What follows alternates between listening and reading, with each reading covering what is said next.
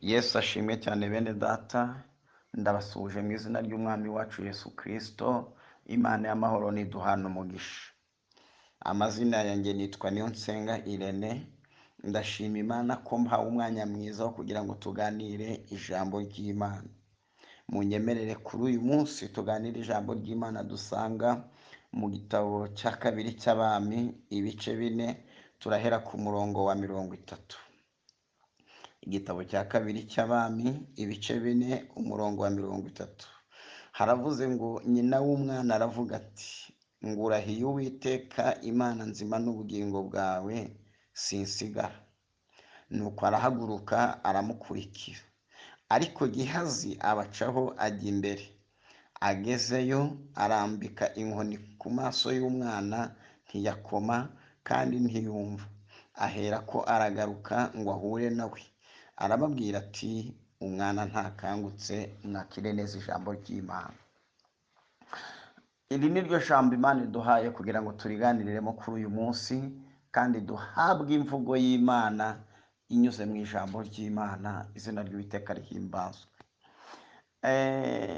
Ijambo nabazaniye nifuje ko tuganira kuri uyu munsi ni ijambo rivuga ngo dukeneye nyiri inkoni. Muri iri jambo turaza gutandukanya inkoni ndetse tubitandukanye na nyirayo. Inkoni iri ukwayo na nyirayo ari ukwayo. Imana ishimwe.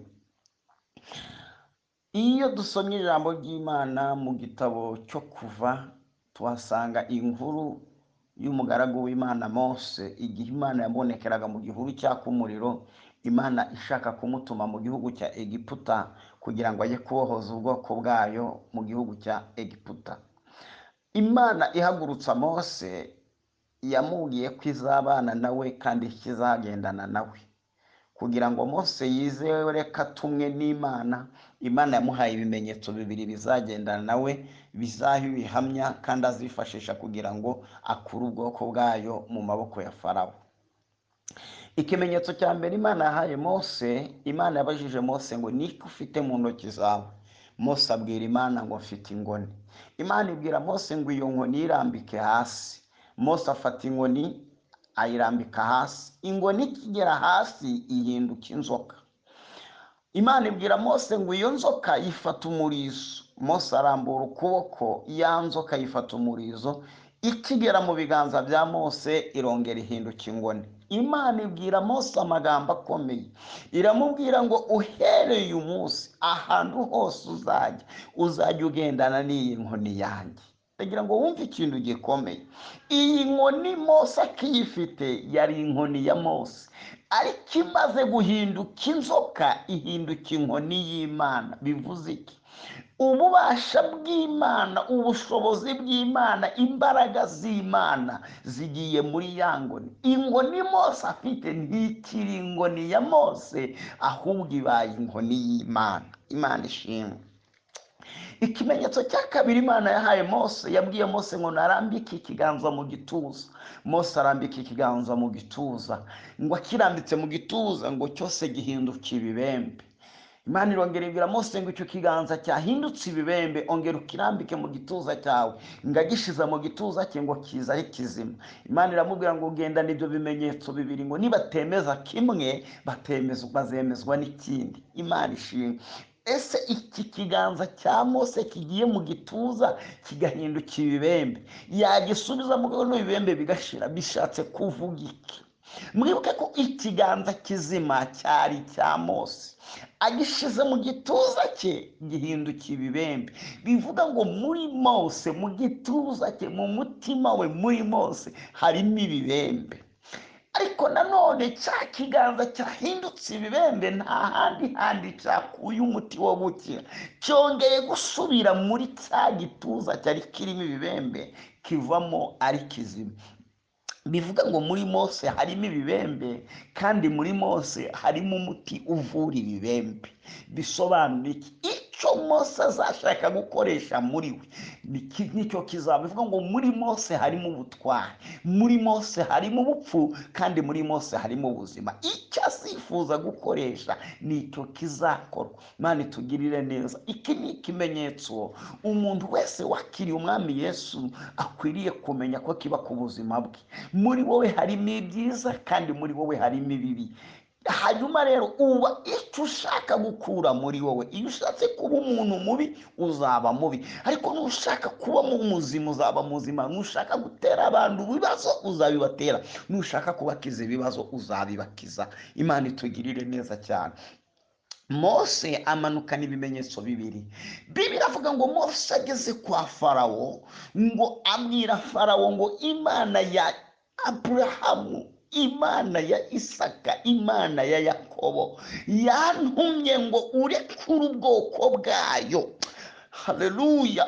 Uburekure bujye gukorera Imana. Ndagira ngo ngubwire intego y'Imana, gahunda y'Imana nuko Satani arekura abantu yaboshye, nuko Satani arekura ababyeyi yaboshye, Satani arekura abakobwa, Satani arekura abagabo, Satani arekura abantu b'Imana yaboshye kugira ngo bajye gukorera Imana. Niyo ntego Imana ifite, niwo mugambi w'Imana ku buzima bwawe. Nuko Imana imanuye itegeko kuri Farawo kugira ngo Farawo akurekure ujye gukorera Imana.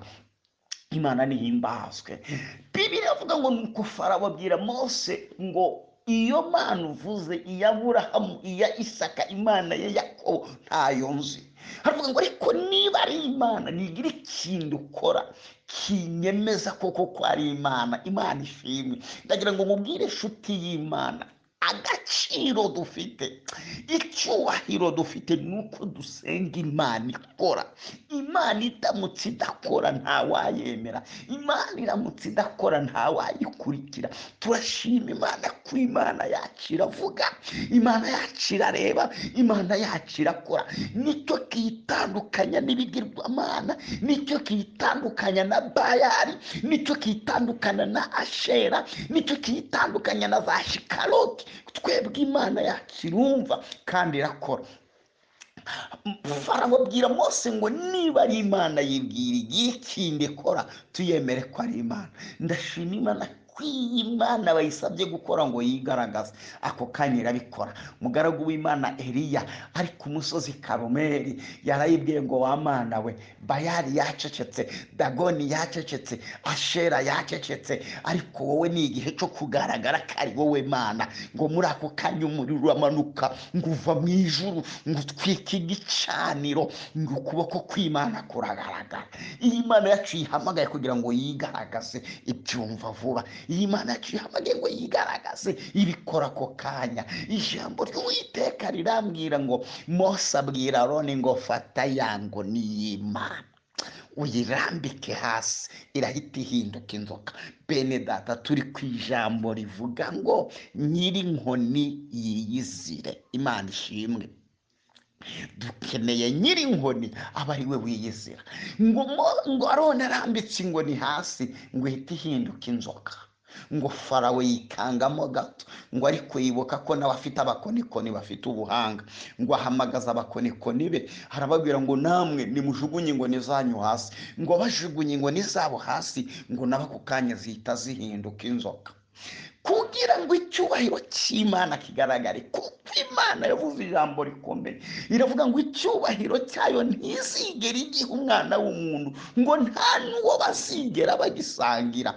Kubera ko abakonikoni bakoze inzoka kandi na Mose yakoze inzoka, igisobanuro kiranganya ko imbaraga z'abakonikoni n'imbaraga z'Imana ya Mose bingana. Ariko Imana ijya yanga agasuzuguro. Aleluya. Imana ijya yanga agasuzuguro. Ngo muri ako kanya inzoka Mose yakoze, ngo irahagurutse ireguka, ngo itangira gufata twa tuyoka tw'abakonikoni, ngo itangira kutumira, ngo imira kambere, imira ni ka kabiri. Imana ihimbazwe. ibi bintu byasobanuraga iki mu mwuka? Byasobanuraga ko imbaraga z'Imana zimisa imbaraga z'abakonikoni. Byasobanuraga ko Kristo azaza agashenjagura imbaraga za Satani, akamwambura ubutware yakoreshaga. Kuko inkoni z'abakonikoni, inkoni ya Mose yarazimize. Imana ishimwe. Ndashaka ngo mbabwire ngo igihe kirageze imbaraga z'Imana yacu zimira imbaraga z'abakonikoni, zimira imbaraga z'abapfumu n'abarozi. Icyubahiro kibi cy'Imana. Imana ihabwe icyubahiro. Ndagira ngo mbabwire ngo ariko ibyo nubwo byabaye, ngo Farawo ntiyigeze arekura Abisirayeli, kandi abonye igitangaza. Ndagira ngo mbabwire ngo iriya nkoni niyo Mose yakoresheje igihe yafataga ibikeri byose byo mu nyanja n'ibyo mu mazi, abivana mu nyanja abyohereza imusozi, abyohereza mu mazu y'Abanyegiputa ndetse no mu rugo rwa Farawo, ngo kugera ku rwego umuntu yageraga no ku buriri rwe agasanga huzuye ibikeri, yapfundura amasahani agasangamo ibikeri, ngo ahantu hose akandagiye agasanga hari ibikeri. Iriya nkoni niyo Mose yakoresheje igihe Mose yakubitaga amazi yo muri Egiputa yose agahinduka amaraso, ngo ku buryo umuntu wese wari ufite amazi yajyaga kureba agasanga amazi yahindutse amaraso. Iriya nkoni niyo Mose yakoresheje habubwira kabiri mu gihugu cya Egiputa, ngo igice kimwe kikaba ijoro, ngo Abisiraheli bakaba amanywa, ngo Abanyegiputa baratangara. Iriya nkoni niyo Mose yakoresheje akubita umukungugu wo muri Egiputa, ngo wose uhinduka inda, ngo zigera no kwa Farawo no mu myenda no mu mashuka hose. Iriya nkoni niyo Mose yakoresheje atera ibibazo igihugu cya Egiputa. Ndagira ngo babwire ngo iriya nkoni Mose yayikoresheje ibyago 9 byabaye mu gihugu cya Egiputa. Ariko ikintu gitangaje, ngo igihe byabaga bigoye Abanyegiputa babonye bihebye, ngo bahamagaraga Mose bakamubwira ngo noneho ngo ngewe Farawo ndakwemereye ndabarekura, ngo ariko ibyago byashira ngo Farawo ntabarekure. Imana ibonye ko Farawo atazigera arekura Abisiraheli igihe Mose azaba ari gukoresha iriya nkoni, ngo Imana ibwira Mose ngo hasigaye icyago kimwe gusa. Haleluya, haleluya. Hari hasigaye icyago kimwe cyonyine. Farawo wanze kwemera akemera, Farawo wanze kurekura akanga kurekura. Ndagira ngo mbabwire ngo Imana yije gutabara, Imana yije kurengera abantu bayo, ikora ikintu kimwe cyonyine, kimwe cyonyine ikoze kikemeza Abanyegiputa bose. Izina ry'Uwiteka nirihimbazwe. Ngo Imana ibwira Mose ngo noneho kuri iyi nshuro ntukoreshe inkoni, ahubwo ngewe Uwiteka, ngewe Imana ishobora byose, nge waguhaye inkoni ntibwiyizire. Niko ishatse kuvuga. Ndashaka kuvuga ngo dukeneye nyiri inkoni, ntabwo dukeneye inkoni. Reka nyiri inkoni yiyizire. Nyiri inkoni niyiyizira amateka arahinduka. Imana ishimwe cyane. Imana ibwira Mose ngo ndanyura muri Egiputa, ibwira Mose ngo wakoze ibitangaza 9 bikoresheje inkoni, Farawo ndiyemera, ariko ngewe nimbagera ndakora kimwe cyonyine, Farawo aribirukana. Haleluya. Imana irashaka gukora ikintu kimwe ku buzima bwawe gihindura amateka. Irashaka gukora ikintu kimwe ku buzima bwacu, amateka yacu agahinduka, bikamenyekana ko Imana yacu yamanutse, Farawo akatwirukana, Farawo akaturekura. Imana ihimbazwe.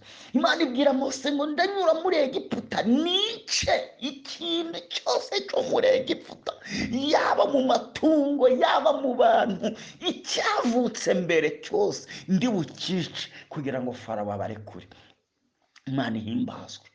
Nabwiye abantu ngo ntabwo Imana ifite umwanya wo kurwana n'Abafilisitiya.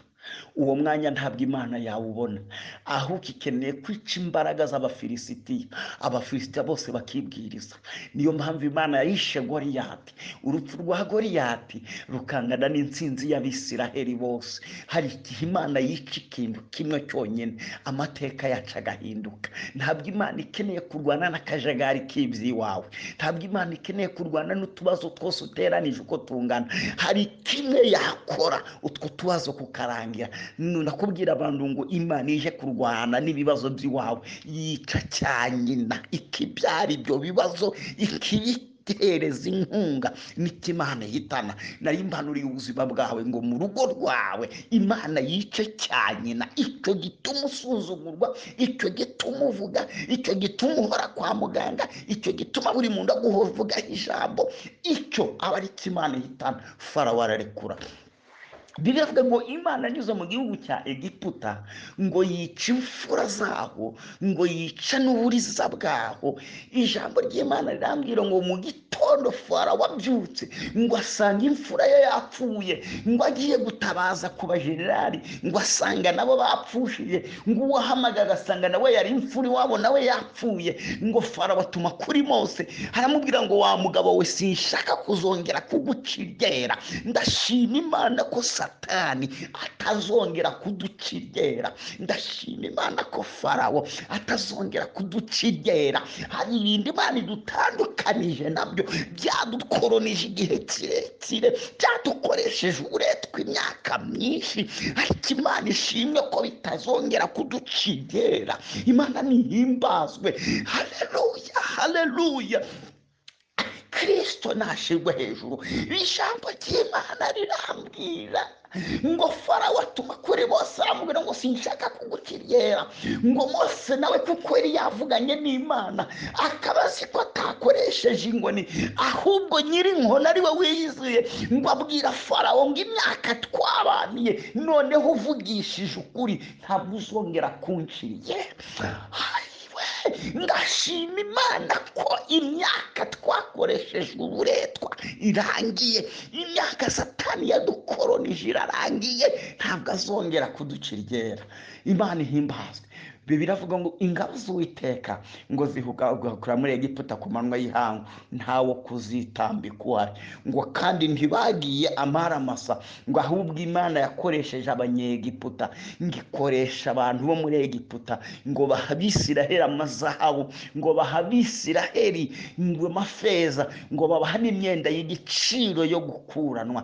Imana ishimwe. Ngo kuko izo zarindisha iz'akababaro imyaka bamaze bakora badahembwa. Ndashima Imana ko iduhagurukije idukuye mu maboko ya Farawo. Ntabwo tujya dutaha amaramasa, ahubwo duhakura ibyo twaruhiye, tugahakura n'ibyo twakoze tudahembwa, ikaduhindisha iz'akababaro. Imana ihimbaza. Turi ku ijambo rivuga ngo nyiri inkoni aba ari we wiyizira. Imana ihabwa icyubahiro, kandi izina ry'Uwiteka Imana yacu nikomeze gushyirwa hejuru. Haleluya. Hanyuma munyemerere tugeze ku ijambo twasomye. Tugeze ku ijambo twasomye, kandi twasomye ijambo rikomeye, ijambo ridasanzwe. Ni inkuru y'umugore w'umushunemu. Bibiliya itubwira neza ngo uyu mugore ngo yari umukire. Bibiliya, ijambo ry'Imana, iyo rivuze ko umuntu yari umukire aba ari umukire, iyo rivuze ko yari umukene aba ari umukene, kuko Bibiliya ntibesha. Ijambo ry'Imana rivuga ukuri kuzuye. Bibiliya iravuga ngo uyu mugore yari atuye aha hantu bita Ishunemu.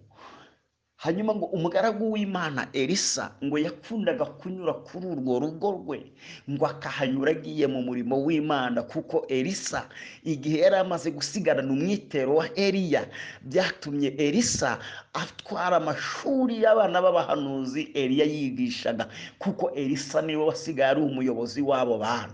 Imana itugirire neza. Yakundaga rero guca ku rugo rw'uwo mugore agiye mu murimo w'Imana. Kandi ndagira ngo ngubwire ngo uyu mugabo Elisa yanyuraga kuri ruriya rugo amanywa nijoro, ariko atigeze arwinjiramo. Yahanyuraga yigendera, akahanyura ataha, akahanyura ajya ku murimo. Ngo ariko uyu mugore w'umushunemu ngo yabaga yicaye iwe, ngo akajya abona Elisa anyuriwe atambuka. Iri jambo rirakomeye. Ni ukuvuga ngo bigitangira Elisa ntiyageze muri uru rugo ngo arukwe, ahubwo yarunyuragaho.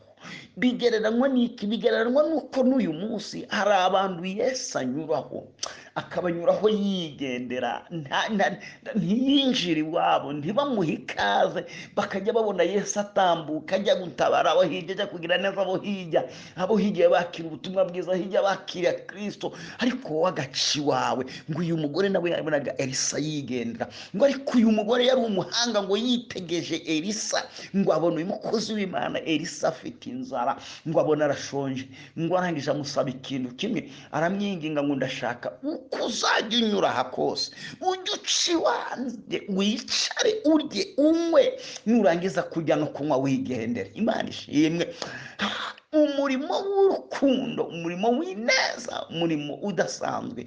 Aho ikaze Elisa aramubwira ngo ujye uza urye unywe wigendere, nta cumbi tuguhaye ariko tukwemereye kurya no kunywa, warangiza ukwigendera. Biravuga ngo uhereye ubwo ngiyo Elisa yahanyuraga, ngo yaryaga iwe akanywa agafungura. Ijambo ry'Imana riravuga ngo umunsi umwe uyu mugore ngo yitegereza Elisa, ngo aragenzura mu buzima bwe, agenzura uhereye umunsi yatangiye kumuha ikaze ngo ajye yinjira iwe, ajye anywe afungure. Ngo asanga iyo Elisa yabaga yageze iwe, amateka y'urugo rwe yarahindukaga igihe Elisa yicaye muri urwo rugo. Iyo Elisa yabaga ari muri urwo rugo, nta ntonganya zarubagamo. Iyo Elisa yabaga ari muri urwo rugo, nta mwana warwaraga uko yiboneye. Iyo Elisa yabaga ari muri urwo rugo, amatungo yavugaga neza. Imana ishimwe. Ndagira ngo mbahe itangazo rikomeye. Urugo Yesu yagezemo akarwicaramo, haleluya, habamo amahoro, habamo impinduka, ibintu byose biremera, kuko aho Yesu yageze ibintu birahinduka. Imana ishimwe. Ngo uyu mugore yunguka igitekerezo, aravuga ngo uyu mugabo uhora unyura aha yahagera ibintu bigahinduka, wakora uburyo iyi migisha iba hano yahageze yahaguma burundu. Haleluya. Ngo arangije ahamagara umugabo we, aramubwira ngo nasuzumye, namenye neza ko uyu mugabo uhora utunyuraho hari umuntu wera w'Imana, none ndakwinginze nyemerera uyu muntu ntazaducike, ntakajya agera ahayigendera, ahubwo dushaka uburyo aguma aha burundu. Ngiki kintu Yesu akeneye, arashaka abantu bamuha ikaze, akagumana nabo, akaba mu rugo rwabo, akarwicaramo, akahawe ubutahava. Imana ishimwe, Imana ihimbazwe. Ndasomye ijambo rikomeye Yesu yavuze mu gitabo cy'ibyahishuriwe Yohana, aravuga ngo dore impagaze ku rugi ndimo ndakomanga, umuntu uri kumva ijwi ryanjye agakingura, ndinjira iwe dusangire. Imana ishimwe. Iyo Yesu yageze iwawe muricara mugasangira.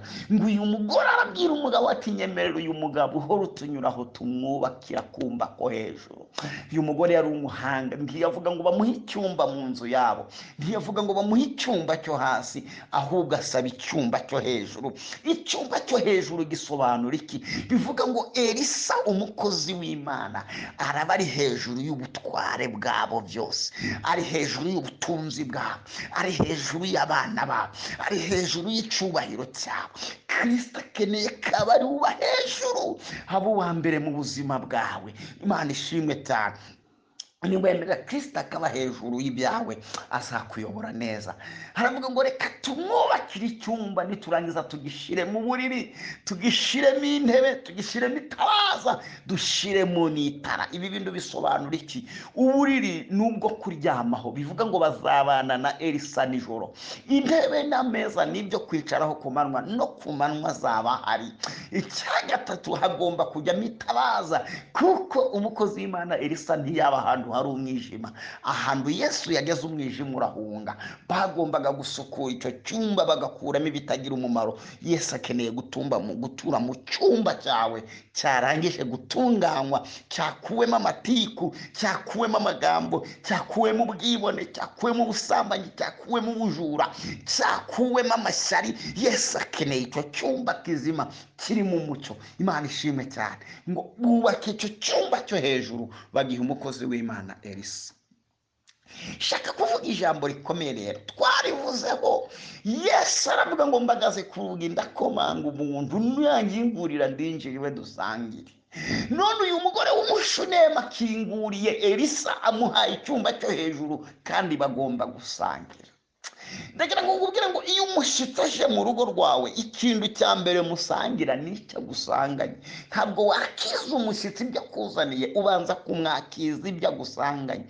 kandi nta kindi kintu twe dutunze, nta kindi twasangiza Yesu uretse imibabaro yacu, nta kindi twasangiza Yesu uretse agahinda kacu, nta kindi twasangiza Yesu uretse ubukene n'ububabare n'amafuti yacu. Kristo aje gusangira natwe ibyo rero bitagira agaciro, aje gufatanya natwe mu mibabaro, aje gufatanya natwe mu gahinda, aje gufatanya natwe mu nzara n'ubukene, kubera ko twarwanaga nabyo turi umwe tudafite imbaraga, ariko hari uje kubidufasha kugira ngo bishyire vuba. Yesu arashaka kwinjira iwawe ngo amare igisuzuguriro vuba, arashaka kwinjira iwawe ngo mufatanye agahinda mukamareho vuba. Imana ishimwe. Iyo rero umaze kumara ibyawe n'umushyitsi, umushyitsi nawe aguha ku byo yazanye. Imana ishimwe. Iyo umushyitsi wacu ari we Kristo yaje ku buzima bwacu, azazanye ibyishimo, azazanye amahoro, azazanye neza, azazanye ubutabazi. Imana nihimbazwe. Haleluya, haleluya. Umushyitsi wacu Kristo winjiye mu ngo zacu, nta kindi azana uretse umunezero, nta kindi azana uretse ubutabazi, nta kindi azana uretse amahoro n'ineza. Imana nihimbazwe. Niki Bibiliya ivuze ngo Elisa yicaye muri urwo rugo aguwe neza, ngo yibuke ineza uyu mugore yabagiriye. Haravuga ngo twariye ibyo yatugaburiye, ariko natwe turashaka afate ku byo dufite. Mugaragu w'Imana Petero yuzuye umwuka wera, abwiye wari wicaye ku irembo ryitwa Ryiza, haramubwira ngo ifeza n'izahabu ntazo dufite, haravuga ngo ariko icyo dufite turakiguha mu izina rya Kristo wa Nazareti, haguruka ugende. Umugaragu w'Imana rero avuga ati yaratugaburiye, ariko natwe hari icyo dufite Imana rurema, dufite icyubahiro cy'Imana, dufite Imana muri twe. Ngo ahamagaza uwo mugaragu amubwira ngo niki twagukorera? Hamwe ngo tukumenyekanishe ibwami, cyangwa se tukumenyekanishe mu bagaba b'ingabo.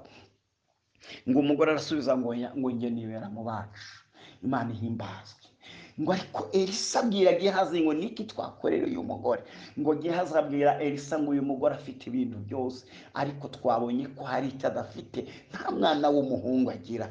Ngo akimara kuvuga ayo magambo, ngo Elisa abwira Gehazi ngo genda uhamagara uwo mugore umubwire aze hano. Ngo umugore abageze imbere, Elisa aramubwira ngo umwaka utaha ngiki gihe uzaba ukikiye umwana w'umuhungu. Imana nishimwe, Imana nihimbazwe. Ntushobora guha Yesu icumbi ngo utahiraho, ntushobora guha Yesu icyicaro ngo yemere kuba barahari. Ntabwo bibaho. No mu bukwe bw'Ikana Galilaya ntiyemeye ko abantu babara yahageze, ngo n'ubwiye cyo gukora kikwari kitaragera, ariko yatanze vino baranezerwa. Mu yandi magambo, ntiwasebera aho Yesu ari, ntiwamwarira aho Yesu yicaye. Imana ihimbazwe. Bibiliya iravuze ngo igihe kiragera, wa mugore arabyara nk'uko umuhanuzi Elisa yabivuze. Ngo hashize imyaka 3, ngo umwana ajya mu murima na se, ngo atangira gutaka avuga ngo ararwaye, haravuga ngo arimo arababara umutwe. Ngo hashize umwanya, umwana arapfa. Imana itugirire neza. Ngo uyu mwana agipfa, ngo uyu mugore w'umushunemu yari umuhanga, ngo aterura umurambo wa mwana, ngo awuzamukana muri cya cyumba cyo hejuru, aho yahaye umuhanuzi Elisa, hahandi yamuhaye icyumba, hahandi yashize indebe, hahandi yashize ububuriri, hahandi yashize ameza, hahandi yashize itabaza. Haravuga ngo nta handi najyana uyu mwana, aha niho namuherewe, aha niho namukuye, reka bariho musubiza. Reka ngubwire, ibyavuye mu masengesho birimbishwa amasengesho. Imana ihabwa icyubahiro. Ngo amusubizaho, ngo arangije ajya kureba umuntu w'Imana. Haleluya. Ajya kureba uwamuhaye umwana. Ngo agigera imbere, ngo umugaragu w'Imana Elisa aramubona, ngo yohereza Gehazi ngo ihute usanganire uriya mugore umubaze ngo ese ni amahoro. ngo Gihazi aza yiruka ngo ageze imbere y'umugore aramubwira ngo databuja arambwiye ngo ese ni amahoro. Umugore aramubwira ngo ni amahoro, nta kibazo gihari. ngo uyu mugore w'umuhanga yanze guha amakuru abatari ngombwa. n'ubundi Gihazi ntacyo ashoboye. Twagiye duha amakuru ba Gihazi barangije batuvamo, duha amakuru ba Gihazi ntacyo bashoboye barangije baradusebya. jya uha amakuru ukwiriye kuyahabwa. aramubwira ngo nta kibazo gihari, si ngombwa kubwira umuntu ko ugiye kuburara kandi uzi neza ko ntacyo yakumarira. si ngombwa kubwira umuntu ko abana babirukanye ku ishuri ntacyo amaze. bibwire Yesu niwe wenyine. ngo barakomezanye, ngo bageze imbere, ngo yihutira gusanganira ngo Elisa. ngo Gihazi aramusunika, ngo Elisa aramubwira ngo reka ngereho, ngo kuko afite agahinda kenshi ariko Imana yakambishe. reka mvuge ijambo rikomeye. ngo arangije aramubwira ngo databuja, ese ninjye wigeze ugusaba umwana? ngo umunsi wambwiraga ngo ngiye kubyara sinakubwiye ngo wibeshya? kumva ijambo ntiryigeze ritubwira amagambo umugore yavuze igihe yasezeranyaga umwana. ariko umwana amaze gupfa nibwo ijambo ridusobanuriye neza ngo kuko uyu mugore yari akuze, ngo n'umugabo we yari ashaje, bari bari mu gihe cyo kutabyara. ariko umuhanuzi ahanura umwana. Imana ishimwe cyane. arangije avuga ngo ese ni njye wagusabye umwana? ngo sinakubwiye ngo abwira Elisa ijambo rikomeye. aramubwira ngo ese ni njye wigeze ugusaba umwana? wowe ubwawe n'Imana yawe simwe mwafashe umwanzuro wo kumva umwana muturutse ku bushake bwanyu, ntawe nasabye. none niki gituma mwumva umwana mara n'imyaka 3 yarangiza mukamunyaka? naringeze igihe cyo kumutuma, naringeze igihe cyo kumubwira ngo nzanira amazi yo kunywa, naringeze igihe cyo kunezererwa umwana, maze kumuvunika nari uruhinja ndamuvunikanye. none ngeze igihe cyo kumunezererwa muramunyatse. kubera iki mwambaye umwana w'ubukinisho mukamba umwana ntazigera anezerwana nawe? iki kibazo cyari gifite ishingiro, kandi hari ijambo rivuga ngo n'Imana iduha igakuramo ibibazo. Imana ishimwe. Imana iguhaye, iguhaye ntabwo iguha ibyo kugutera agahinda, ntabwo iguha isari biri mu mubabaro.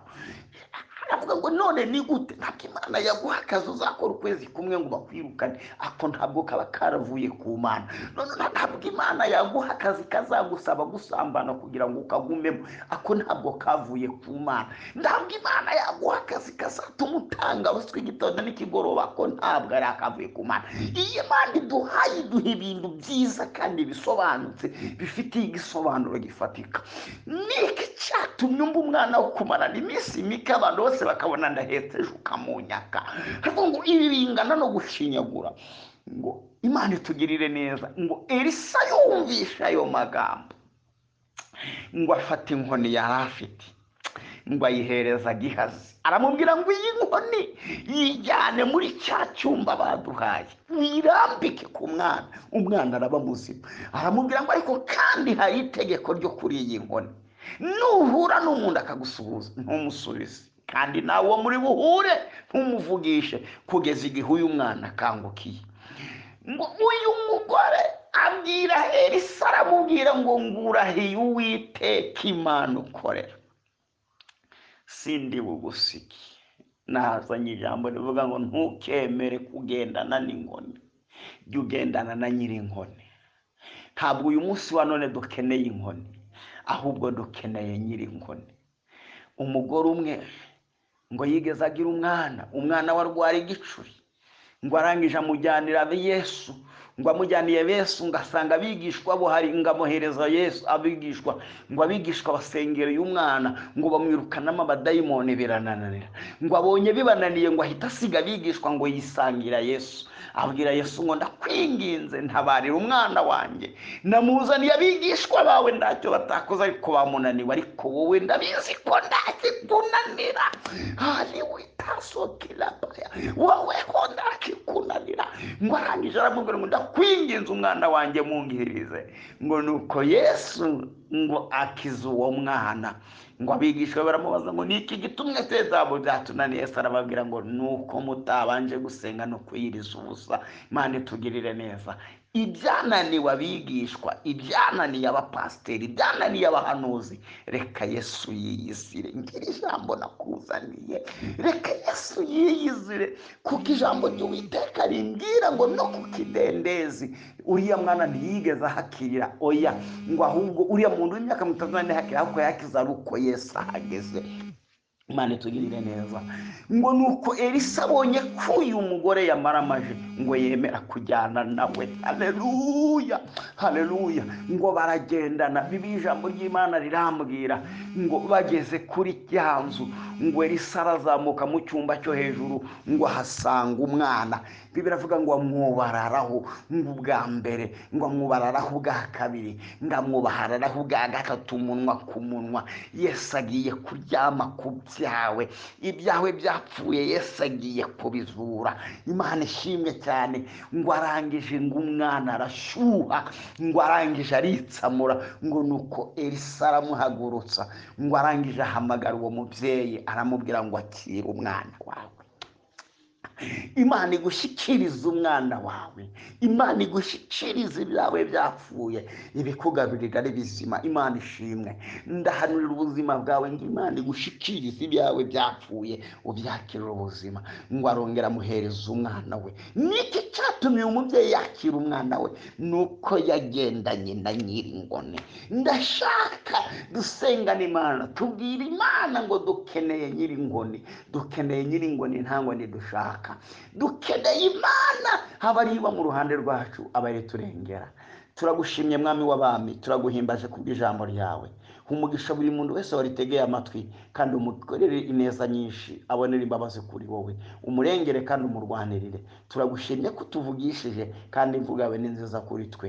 Dukeneye wowe, ntabwo dukeneye abantu. Dukeneye wowe, ntidukeneye abahanuzi. Dukeneye wowe, aba ari wowe murengezi wacu n'utabazi wacu. Ndagushimye kubanye natwe mu izina rya Yesu, amen. Shalom, shalom, shalom.